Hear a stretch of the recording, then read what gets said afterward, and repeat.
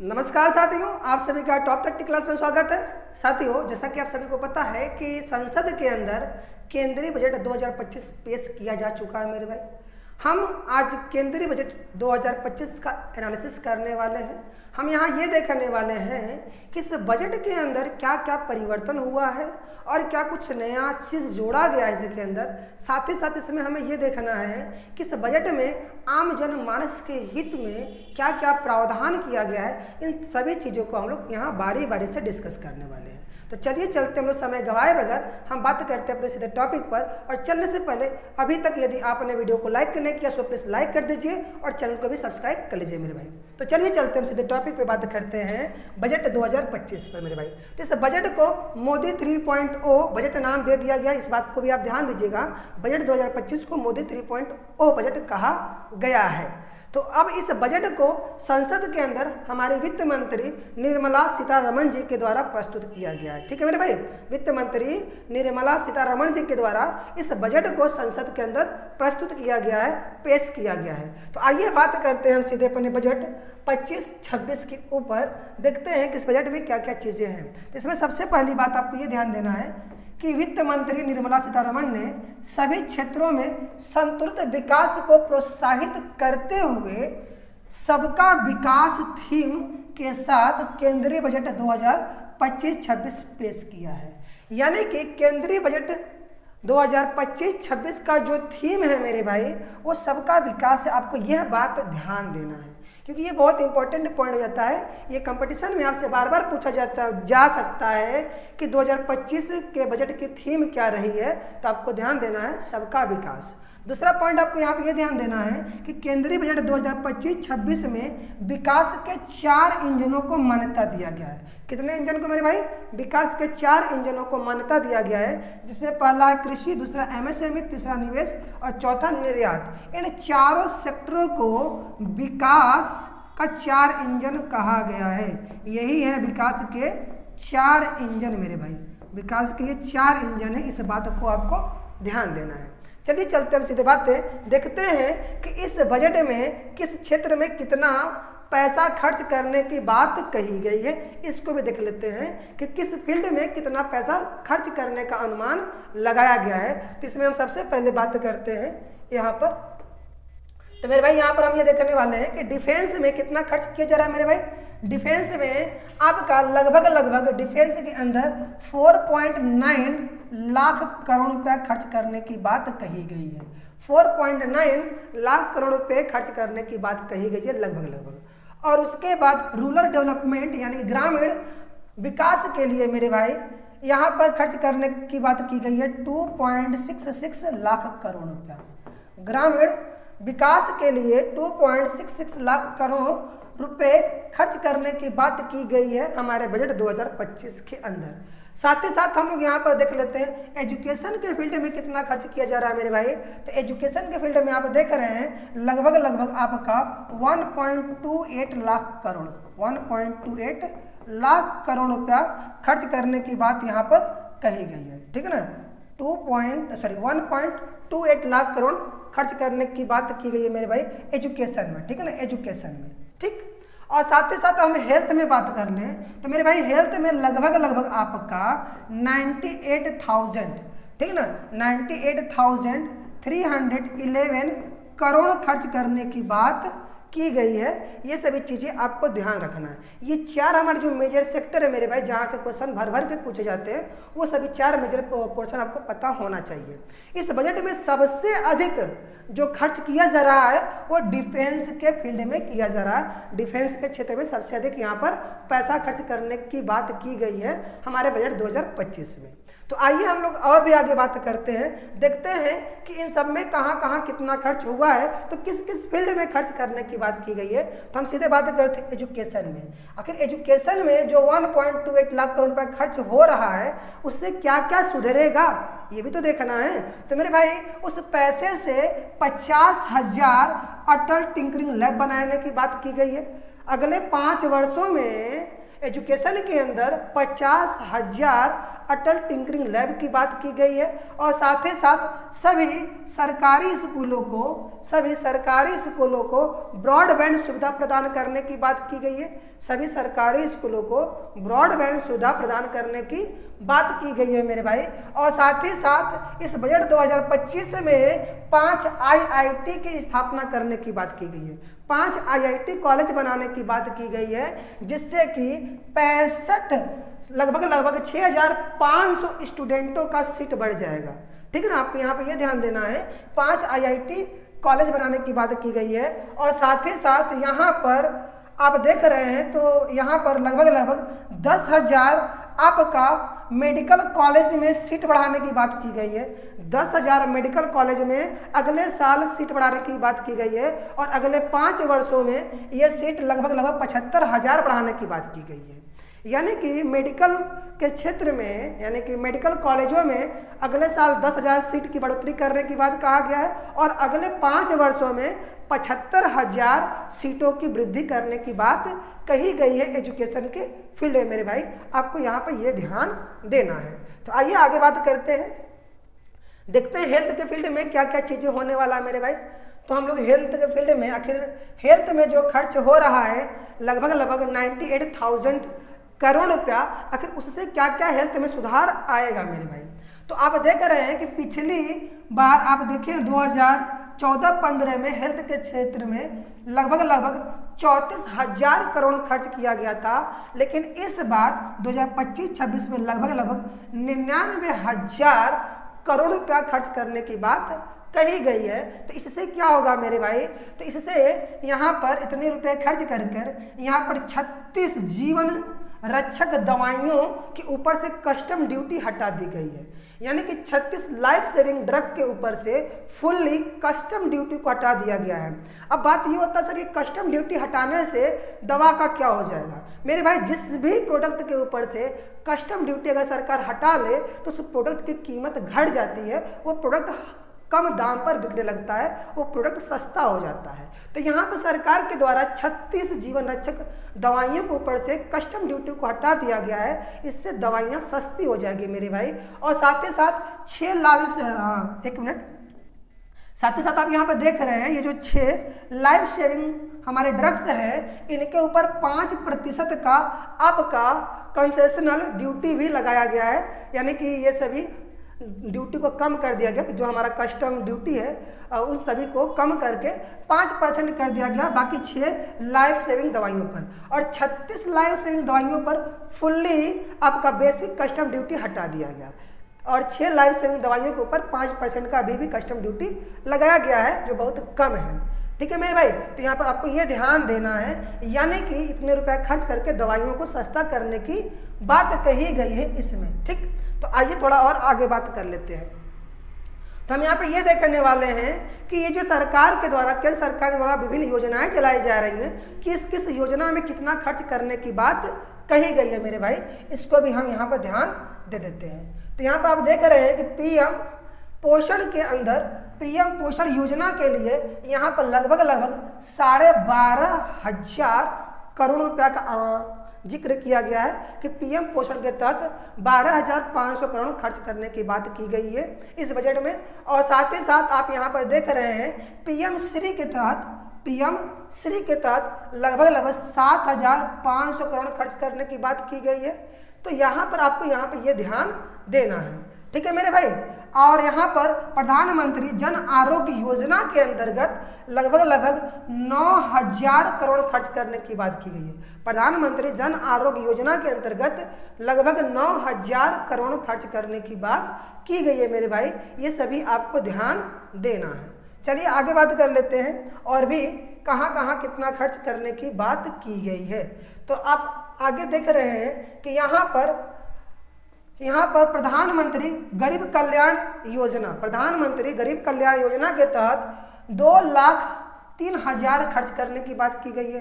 2,03,000 मेरे भाई, प्रधानमंत्री गरीब कल्याण योजना, यानी कि जो अभी मोदी सरकार जो राशन देती है फ्री में, उसके ऊपर 2,03,000 करोड़ खर्च करने की बात कही गई है। और अब मनरेगा के लिए यहाँ पर 86,000 करोड़ की बात की गई है कि मनरेगा के तहत हम 86,000 रुपये का खर्च, 86,000 करोड़ रुपया खर्च करेंगे मेरे भाई। और पीएम किसान योजना के तहत यहाँ लगभग 63,000 करोड़ की बात कही गई है कि पीएम किसान योजना के तहत 63,000 करोड़ खर्च करने की बात की गई है। और यहाँ पर आप देख रहे हैं प्रधानमंत्री आरोग्य योजना के अंतर्गत मेरे भाई, सॉरी आरोग्य नहीं, यहाँ पर यहाँ पर आवास योजना है, प्रधानमंत्री आवास योजना ग्रामीण, प्रधानमंत्री आवास योजना ग्रामीण के तहत 54,832 करोड़ खर्च करने की बात की गई है। 54,832 करोड़ प्रधानमंत्री आवास योजना के तहत खर्च करने की बात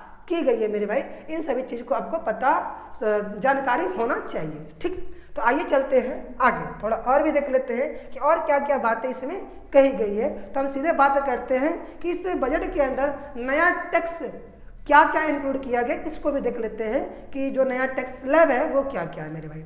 तो आइए हम लोग चलते हैं न्यू टैक्स स्लैब की ओर। तो ये फाइनेंशियल ईयर 2025-26 का टैक्स स्लैब दिखाई दे रहा है आपके सामने मेरे भाई। ये फाइनेंशियल ईयर 2025-26 का न्यू है और ये 2025-26 का जो है ओल्ड है। ओल्ड क्या कह रहा है, न्यू क्या कह रहा है। सबसे पहले हम ओल्ड की बात कर ले। जो पुराना हमारा टैक्स स्लैब था वो क्या कहता था, 0 से 2.5 लाख रुपए तक हमारा कोई भी टैक्स नहीं लगता था, लेकिन 2.5 लाख से 5 लाख रुपया तक 5% का टैक्स लगता था पहले। लेकिन नए बिल में यह कहा गया है कि 0 से लेकर 4 लाख रुपया तक कोई टैक्स नहीं रहेगा, 4 से लेकर 8 लाख रुपया तक 5% टैक्स है, ठीक है ना। और 8 से 12 लाख रुपए तक 10% टैक्स है, और 12 से 16 लाख रुपया पर 15%, और 16 से 20 लाख रुपए तक आपका 20% टैक्स है, और 20 से 24 लाख पर आपका 25% टैक्स है, और 24 लाख से ऊपर जितना भी आपका इनकम हो रहा है उस पर आपका क्या है 30% का टैक्स लगाया गया है नए बजट के अनुसार मेरे भाई, ठीक है ना। और इस नए बजट में एक नई चीज जोड़ी गई है, टैक्स रिबेट, ठीक है मेरे भाई। Tax rebate for the those with income up to 12 lakh, यानी कि जिस व्यक्ति का 12 लाख तक का इनकम है मेरे भाई, जिस व्यक्ति का 12 लाख के ऊपर का इनकम है, 12 लाख के ऊपर का इनकम जिस व्यक्ति का है मेरे भाई, उसको टैक्स रिबेट भी दिया जाएगा, उसको भी 12 लाख तक का टैक्स रिबेट दिया जाएगा। अर्थात जिस व्यक्ति का इनकम 12 लाख तक है उसको एक तरीके से रिबेट दिया जाएगा। टैक्स रिबेट का मतलब जो भी वो टैक्स पे करेगा उस टैक्स को सरकार द्वारा उसको दोबारा से वापस कर दिया जाएगा। अर्थात 12 लाख तक इनकम वाले के ऊपर कोई भी टैक्स नहीं लगाया जाएगा। इस बात को ध्यान दीजिएगा, इस नए बजट में ये बातें कही गई है, यानी कि 12 लाख रुपए इनकम वाले को अब कोई भी टैक्स नहीं देना है। यहाँ पर आप देख रहे होंगे कि सर 4 से लेकर 8 लाख पर 5%, ये क्या बताया गया है, और 8 से लेकर 12 लाख रुपया पर 10% टैक्स, ये क्या बताया गया मेरे। ये आप तो टैक्स देंगे जरूर, लेकिन ये टैक्स गवर्नमेंट के द्वारा आपको रिबेट के फॉर्म में वापस मिल जाएगी। गवर्नमेंट के द्वारा रिबेट टैक्स के फॉर्म में आपको ये वापस मिल जाएगी। अर्थात ओवरऑल आपका टैक्स 0 हो जाएगा, ओवरऑल आपका टैक्स 12 लाख तक 0 हो जाएगा। इस बात को आप समझिएगा।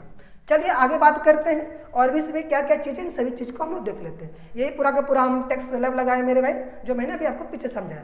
आइए हम बात करते हैं बजट एस्टीमेट 2025-26 की। आखिर इस एस्टीमेट में सरकार को कितना रुपया खर्च करना है और सरकार की आमदनी कितनी होने वाली है 2025-26 में। तो सरकार के आय और व्यय का भी थोड़ा सा हम लोग ब्यौरा रख लेते हैं कि आखिर 2025-26 में सरकार का इनकम कितना रहने वाला है और सरकार कितना खर्च करने वाली है। ये पूरे के पूरे एस्टीमेट को यहाँ पर हम लोग देखने वाले हैं मेरे भाई। तो आइए देख लेते हैं हम लोग पूरा का पूरा बजट एस्टीमेट 2025-26 को। तो यहाँ पर आप देख रहे हैं कि टोटल रिसिप्ट जो है मेरे भाई अदर देन बारोइंग, यानी कि जो हमारा बारोइंग है उधारी को छोड़कर जो हमारा टोटल रिसिप्ट है वो कितना होने वाला है इस बार मेरे भाई, लगभग आपका 34.96 लाख करोड़ का टोटल रिसिप्ट इस बार रहने वाला है गवर्नमेंट का, बोरोइंग को छोड़कर, ठीक है मेरे भाई, बोरोइंग को छोड़कर, यानी कि जो उधारी लिया जाता है सरकार से उसको छोड़ दिया जाए तो टोटल इसको रिसिप्ट कितना मिलने वाला है इस बार? टोटल रिसिप्ट आपका 34.96 लाख करोड़ रुपया। और टोटल इसका जो व्यय होने वाला है, टोटल खर्च यानी कि टोटल एक्सपेंडिचर यानी कि टोटल व्यय कितना सरकार करेगी इस 2025-26 में, तो वो 50.65 लाख करोड़ रुपया, 50.65 लाख करोड़ रुपया खर्च करने की बात की गई है। आप देख रहे हैं आय आपका लगभग 35 लाख करोड़ रुपया है और खर्च लगभग 51 लाख करोड़ रुपया है। आय से ज्यादा सरकार खर्च करना चाह रही है, तो बात जाहिर सी है कि कहीं ना कहीं सरकार को उधारी लेना पड़ेगा। ये बात तो तय है कि इतना एक्स्ट्रा खर्च कर रही है तो कहीं ना कहीं सरकार उधारी लेगी। जब सरकार उधारी लेगी तो उसका कर्ज तो हमारे ऊपर ही तो आएगा ना भैया, ठीक है ना। सरकार भले उधारी ले रही है, अगर कर्ज चुकाएगा कौन? हम ही आप लोग ना चुकाएंगे। इस बात को भी ध्यान दीजिएगा। और यहाँ पर जो सरकार का शुद्ध आय होने वाला है मेरे भाई, जो टैक्स सरकार हम लोग से लेती है वो टैक्स सरकार का शुद्ध प्योर इनकम होता है मेरे भाई। तो इसे कहा जाता है नेट टैक्स रिसिप्ट।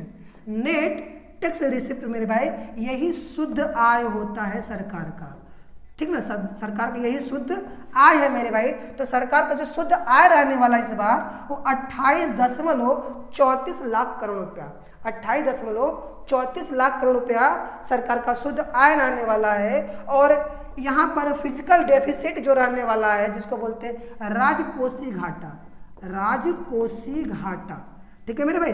राजकोषीय घाटा इस बार कितना रहने वाला है इसको भी ध्यान दीजिएगा मेरे भाई। राजकोषीय घाटा इस बार सरकार का 4% से लेकर 4.4% तक रहने का अनुमान लगाया गया है। 4% से 4.4% तक, ठीक है ना। पूरे जीडीपी का हमारा राजकोषीय घाटा इतना रहने वाला है, ठीक है ना। आइए हम बात करते हैं इसके पिछले वर्ष के हम लोग बजट एस्टिमेट पर कि पिछले साल कितने का बजट था, उन सबको भी एक बार हम लोग देख लेते हैं। तो आइए बात करते हैं बजट एस्टिमेट 2024-25 का।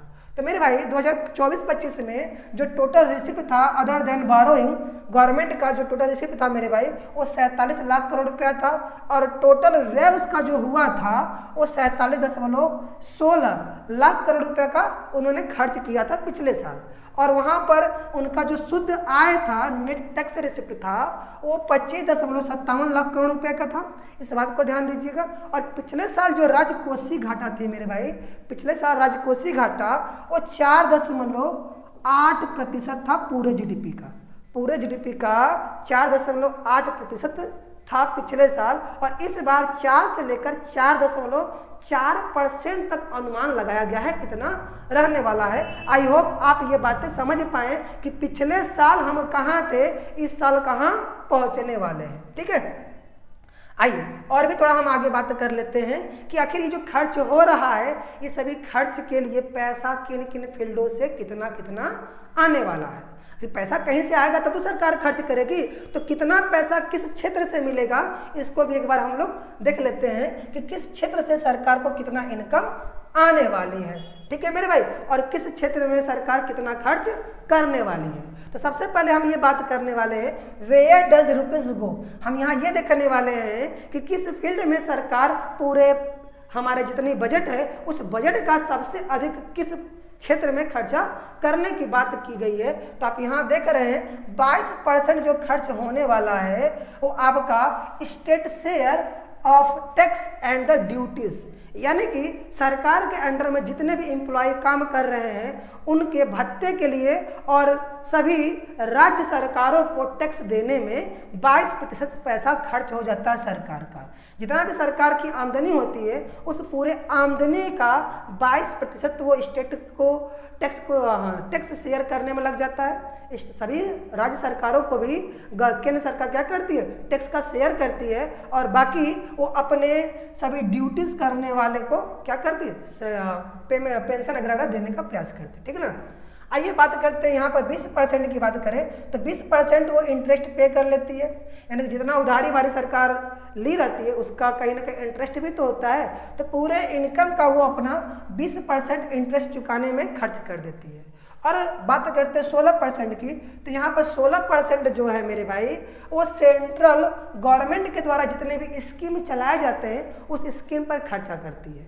16% अपने पूरे इनकम का केंद्र सरकार द्वारा चलाए गए स्कीमों पर खर्चा होता है, 8% डिफेंस पर खर्चा होता है और 8% फाइनेंस पे खर्चा होता है, फाइनेंस सेक्टर में, और 8% यहाँ पर सेंट्रली स्पॉन्सर्ड स्कीम पर खर्चा होता है और 8% अलग से कोई ना कोई खर्चा इनका रखा रहता है मेरे भाई।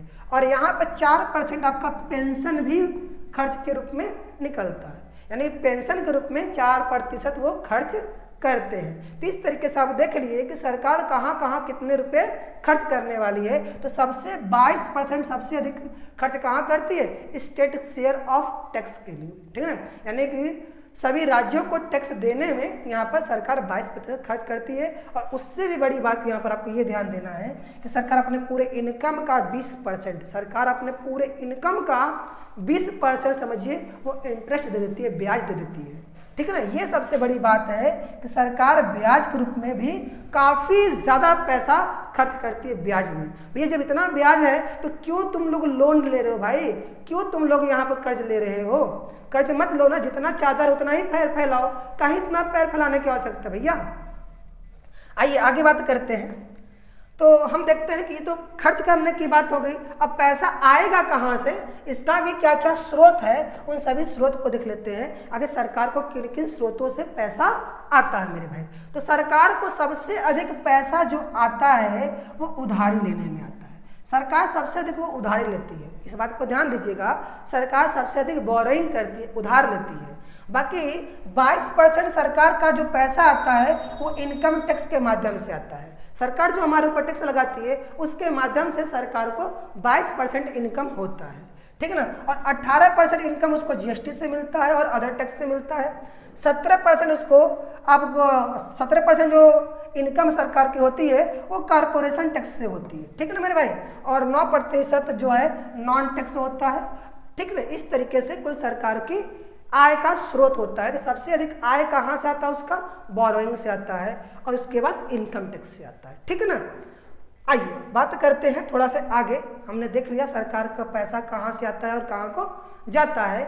अब इस बजट के अंदर क्या क्या बात की गई है उसको थोड़ा डिटेल्स में जानने का प्रयास करते हैं, क्योंकि इस बजट में आपने देखा था, इस बजट के अंदर शुरू में बताया गया था कि यहाँ पर विकास के 4 इंजन बताए गए थे, जिसमें से कृषि था मेरे भाई, एमएसएमई था, निवेश और निर्यात था। तो निर्यात के लिए सरकार क्या क्या कदम उठाने वाली है इस पे हम बात करते हैं, यानी कि वस्तुओं के निर्यात के लिए सरकार क्या क्या नया कदम उठाने वाली, इस पे भी थोड़ा चर्चा कर लेते हैं। तो हम बात करते हैं फॉर गुड्स एक्सपोर्ट के लिए, ठीक है मेरे भाई। हम बात करते हैं फॉर गुड्स एक्सपोर्ट, यानी कि वस्तुओं के निवेश, ठीक है ना, वस्तुओं के निर्यात के लिए, वस्तुओं के निर्यात के लिए सरकार क्या करने वाली है, यहाँ पर हम ये बात करते हैं। तो वस्तुओं को निर्यात करने के लिए यहाँ पर स्टेबलाइज किया जा रहा है क्या मेरे भाई, यहाँ पर stabilize and export promotion mission to enhance export credit access and the support MSME in global market. यानी कि सरकार के द्वारा एक्सपोर्ट को इनहेंस करने के लिए एक्सपोर्ट प्रमोशन मिशन प्रारंभ किया जा रहा है। एक्सपोर्ट प्रमोशन मिशन प्रारंभ किया जा रहा है। इस मिशन से क्या फायदा होगा, इस मिशन से एक्सपोर्ट को बढ़ावा मिलेगा और साथ ही साथ एमएसएमई को भी ग्लोबल मार्केट में सपोर्ट मिलेगा। साथ ही साथ एमएसएमई यानी कि जो हमारा लघु एवं मध्यम उद्योग है मेरे भाई, उसको भी ग्लोबल मार्केट में बढ़ावा मिलेगा, यहाँ पर ये बात कही गई है। और साथ ही साथ यहाँ पर भारत ट्रेड नेट की भी डेवलपमेंट करने की बात की गई है। भारत ट्रेड नेट का भी डेवलपमेंट करने की बात की गई है। इस भारत ट्रेड नेट डेवलपमेंट में से क्या होने वाला मेरे भाई, इसके डेवलपमेंट से unified digital platform for international trade documentation and the financing solution, यानी कि इस भारत ट्रेड नेट के स्थापना से ये होगा कि अब किसी भी विदेशी बिजनेस के लिए अब जो डॉक्यूमेंटेशन में जो दिक्कत आती थी, ठीक ना, फाइलिंग वगैरह में जो परेशानी होती थी, उस फाइलिंग वगैरह की परेशानी को कम किया जाएगा, उसका सलूशन किया जाएगा। और साथ ही साथ फाइनेंसिंग जो प्रॉब्लम होती थी उसको भी दूर किया जाएगा भारत ट्रेड नेट के द्वारा। यानी कि भारत ट्रेड नेट की स्थापना से भी हम अपने गुड्स एक्सपोर्ट को बढ़ावा दे सकते हैं, हम अपने बिजनेस को भी ग्रोथ कर सकते हैं, ठीक है मेरे भाई। आइए थोड़ा और भी आगे बात कर लेते हैं। हम देखते हैं कि आखिर यहाँ पर जो हमारे टैक्स पेयर है, चाहे वो डायरेक्ट टैक्स पेयर हो चाहे वो इनडायरेक्ट टैक्स पेयर हो, उनके लिए सरकार क्या कदम उठा रही है अगले 5 सालों के लिए। तो हम सबसे पहले बात करते हैं इनडायरेक्ट टैक्स पेयर की, यानी कि जो व्यक्ति इनडायरेक्ट टैक्स देता है, जैसे हम आप सभी लोग इनडायरेक्ट टैक्स देते हैं, तो हमारे आपके लिए गवर्नमेंट क्या करने वाली है अगले 5 सालों में। तो यहाँ पर सबसे पहले तो कस्टम टैरिफ स्ट्रक्चर को देख लेते हैं।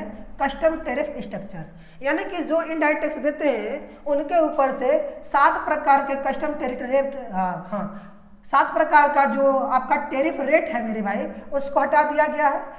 7 टैरिफ रेट को हटा दिया गया है और साथ ही साथ रिड्यूस द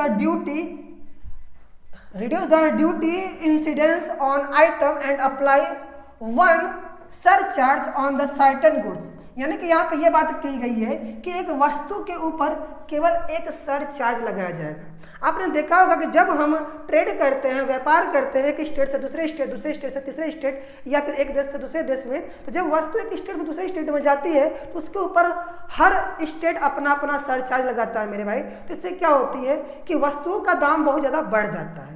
तो इस वस्तुओं का दाम ना बढ़े इसलिए सरकार ने यहाँ पर एक बात कही गई है कि अब एक वस्तु पर केवल एक बार सरचार्ज लगाया जाएगा। और यहाँ पर बात कही गई है रिलीफ ऑन ड्रग्स और मेडिसिन, यानी कि दवाइयों में भी यहाँ पर रियायत देने की बात की गई है, औषधियों में यहाँ रियायत देने की बात की गई है। अब ये रियायत कैसे दे रही है सरकार, इसको भी हम देख लेते हैं मेरे भाई। मैंने आपको पीछे भी बता दिया है कि कुल 36 प्रकार के जो जीवन रक्षक दवाइयाँ हैं मेरे भाई, इसके ऊपर से कस्टम ड्यूटी हटा दी गई है पूरी तरीके से। और 6 दवाइयाँ जो हैं उसके ऊपर 5% की अभी भी ड्यूटी रखी गई है, जो कि बहुत कम है, यानी कि इस ड्यूटी को कम कर दिया गया है। पहले ज़्यादा था, अब उसका कम कर दिया गया है। लेकिन 36 प्रकार की जो जीवन रक्षक दवाइयाँ वो पूरी तरीके से उसके ऊपर से बेसिक कस्टम ड्यूटी यानी कि BCD हटा दिया गया है। ठीक है मेरे भाई।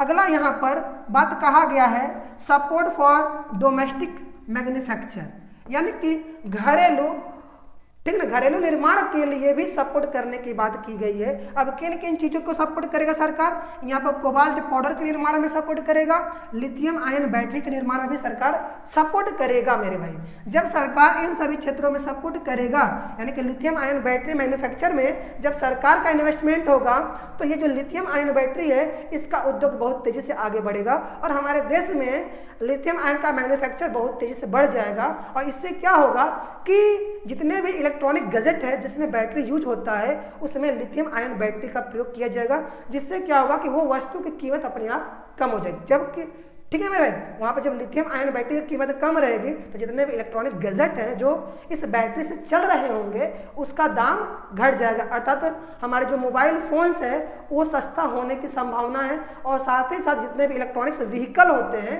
वो भी यहाँ सस्ता हो जाएगा। ठीक है मेरे भाई। अगला हम बात करते हैं टेक्सटाइल सेक्टर, ठीक है ना, टेक्सटाइल सेक्टर में यानी कपड़ा उद्योग में क्या बात होने वाला है, कपड़ा उद्योग में क्या क्या बात होने वाला है इस पे भी हम चर्चा कर लेते हैं। यानी कि सरकार अगले 5 सालों में कपड़ा उद्योग में भी निवेश करने की बात की है और उन्होंने बोला है कि इस सेक्टर को हम लोग क्या करेंगे, बूस्ट करेंगे। ठीक है ना, इनका एम है टू बूस्ट डोमेस्टिक प्रोडक्शन। ठीक है ना, ये डोमेस्टिक प्रोडक्शन को बूस्ट करने की बात कर रहे हैं, यानी कि टेक्सटाइल उद्योग को आगे बढ़ाने की बात की गई है। अब हम थोड़ा सा इलेक्ट्रॉनिक सेक्टर में बात कर लें तो इलेक्ट्रॉनिक सेक्टर में इनका प्लान है कि टू इंक्रीज BCD का मतलब होता है मेरे भाई basic custom duty, basic custom duty on interactive flat panel display, यानी कि जो इंटरेक्टिव फ्लैट पैनल डिस्प्ले है जिसमें सभी टीचर्स आजकल डिस्प्ले पे पढ़ा रहे हैं, इसी का नाम है मेरे भाई इंटरेक्टिव फ्लैट पैनल।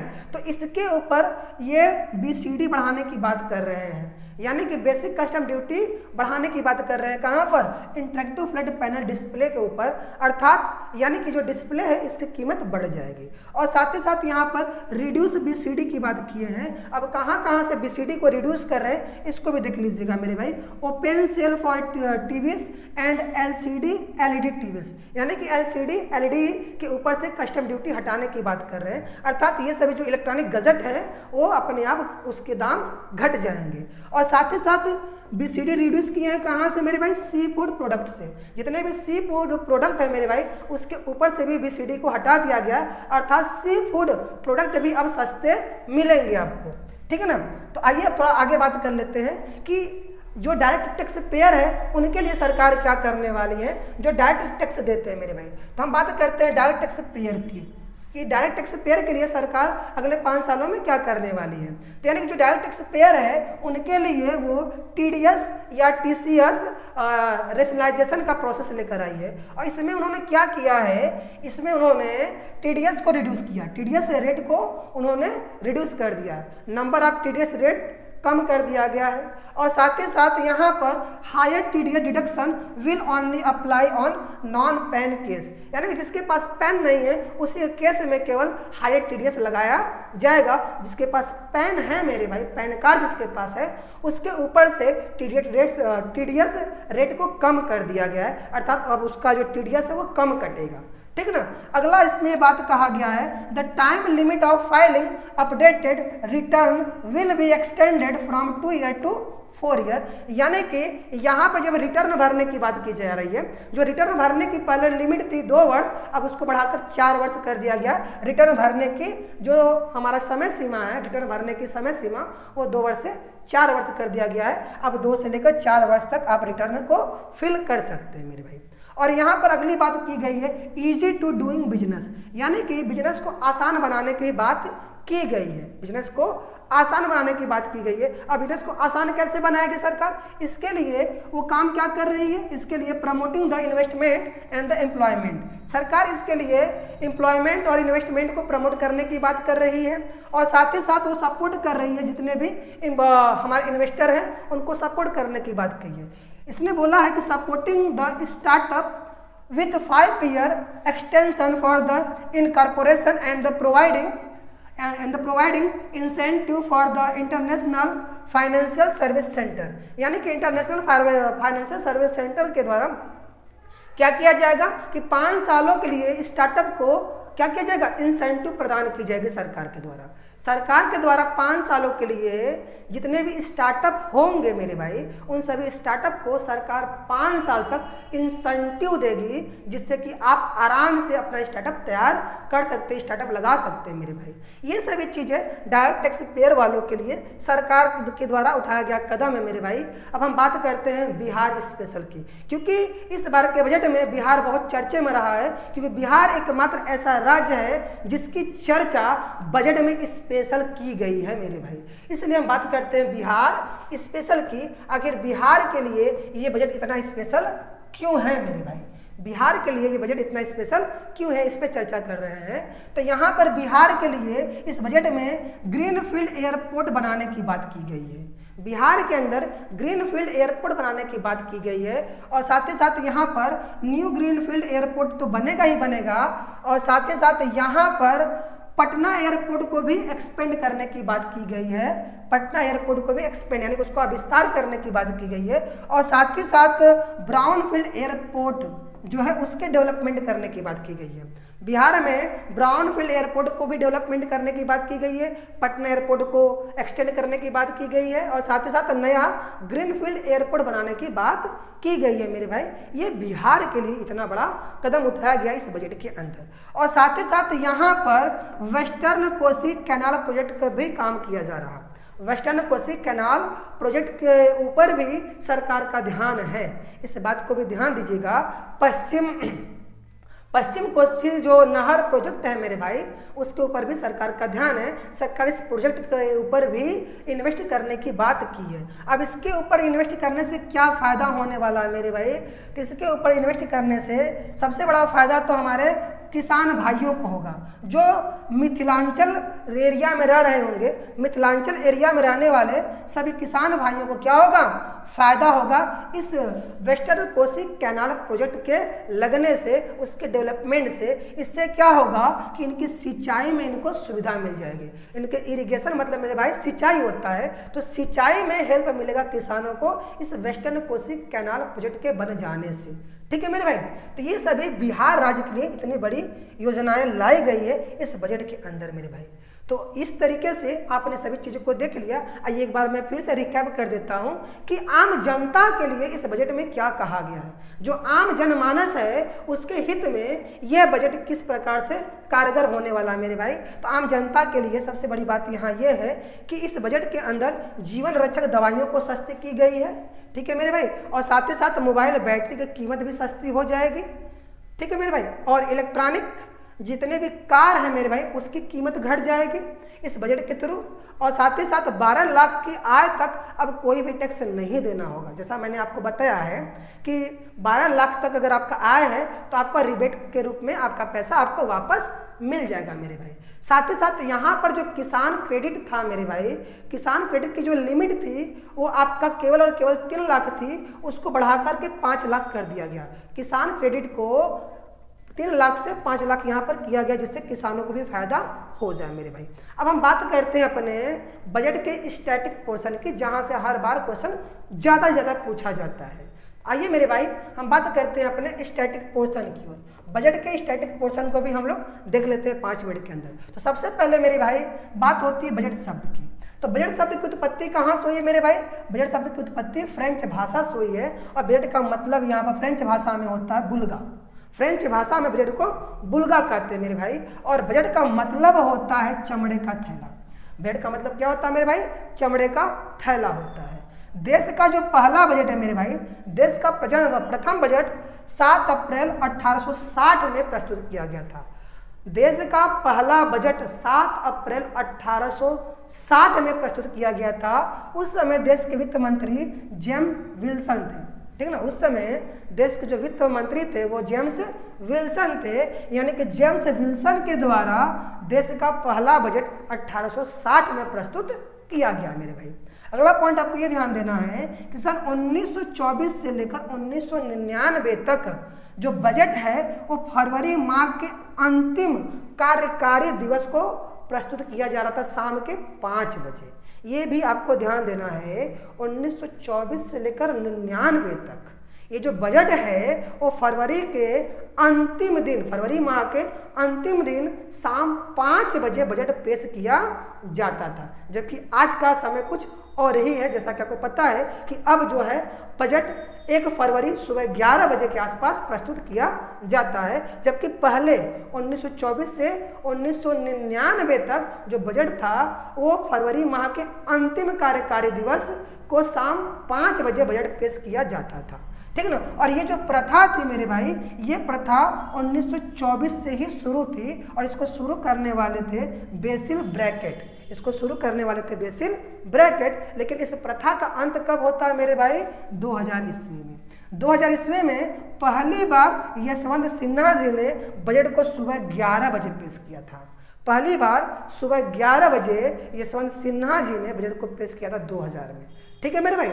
2000 में जो पहले शाम 5 बजे पेश हुआ करता था, जब 2000 में ये बजट सुबह 11 बजे पेश हुआ है, और वर्ष 2000 से लेकर अब तक बजट को सुबह 11 बजे ही पेश किया जाता रहा है, ठीक है। आइए आगे बात कर लेते हैं स्वतंत्रता के बाद, ठीक है मेरे भाई। स्वतंत्रता के बाद जो हमारा पहला बजट है वो किसने पेश किया था मेरे भाई?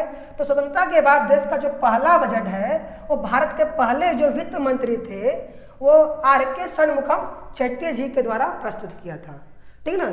हमारे स्वतंत्र भारत का पहला बजट हमारे पहले वित्त मंत्री आर.के. षणमुखम चेट्टी जी के द्वारा हमारे देश का स्वतंत्र भारत का पहला बजट पेश किया गया था, जो 26 नवंबर 1947 को पेश किया गया था।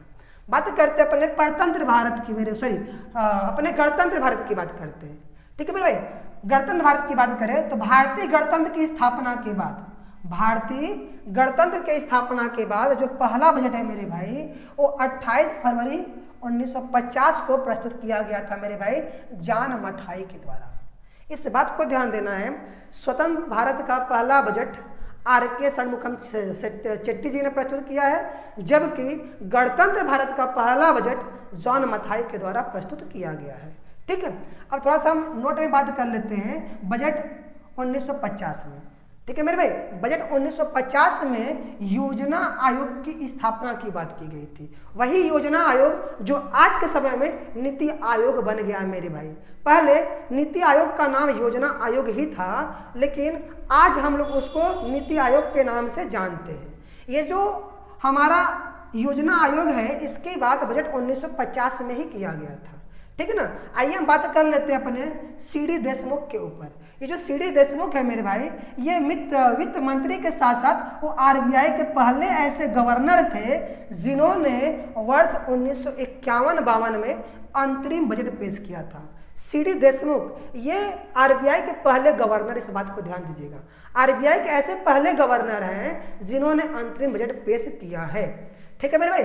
और वर्ष 55-56 में, ठीक है ना, बजट को हिंदी में तैयार किया जाने लगा है मेरे भाई।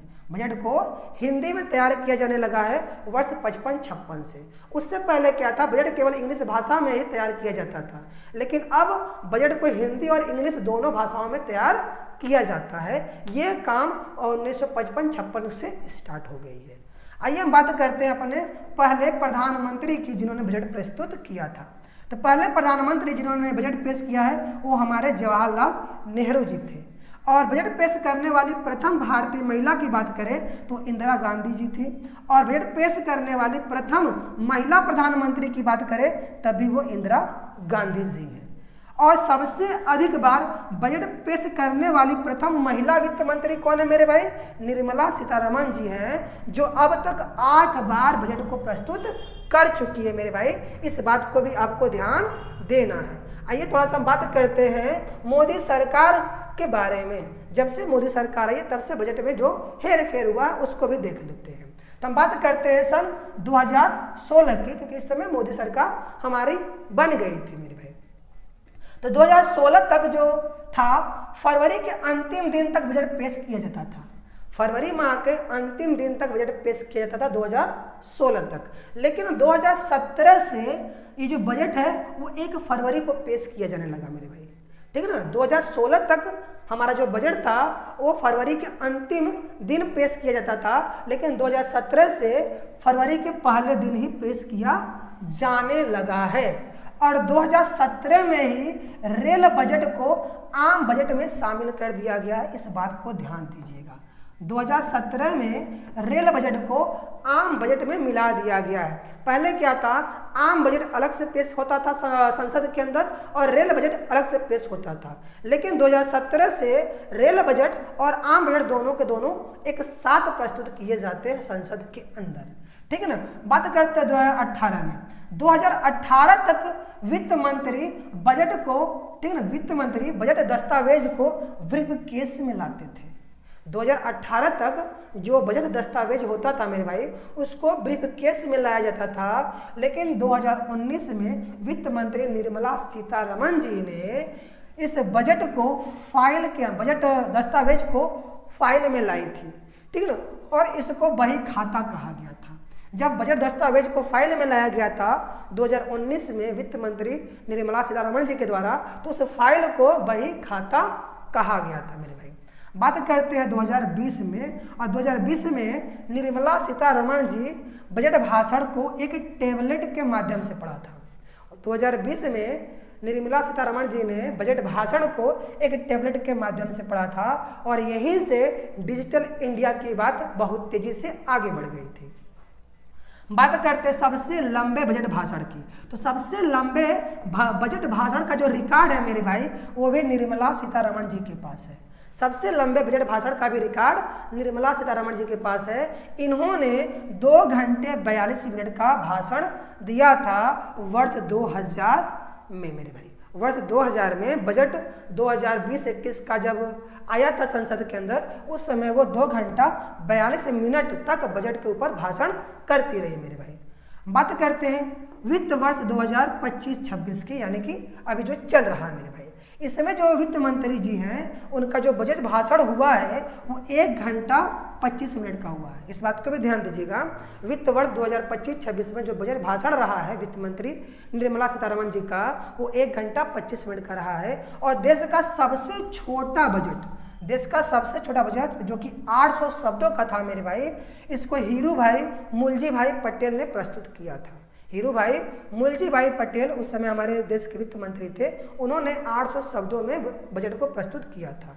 और सबसे ज्यादा बार बजट पेश करने का रिकॉर्ड मोरारजी देसाई जी के पास है, जो कुल 10 बार बजट को संसद के अंदर प्रस्तुत कर चुके हैं मेरे भाई।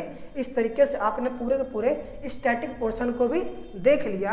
ये रहा हम लोग का केंद्रीय बजट 2025 का पूरा एनालिसिस। आई होप आप सभी को ये एनालिसिस पसंद आई होगी मेरे भाई। अगर पसंद आई होगी तो वीडियो को आप लाइक कर लीजिएगा और अपने तमाम मित्रों में इसको शेयर कर दीजिएगा। आज के लिए केवल इतना ही था, बाकी मिलते हैं अपने नेक्स्ट वीडियो में। तब तक के लिए जय हिंद, जय भारत।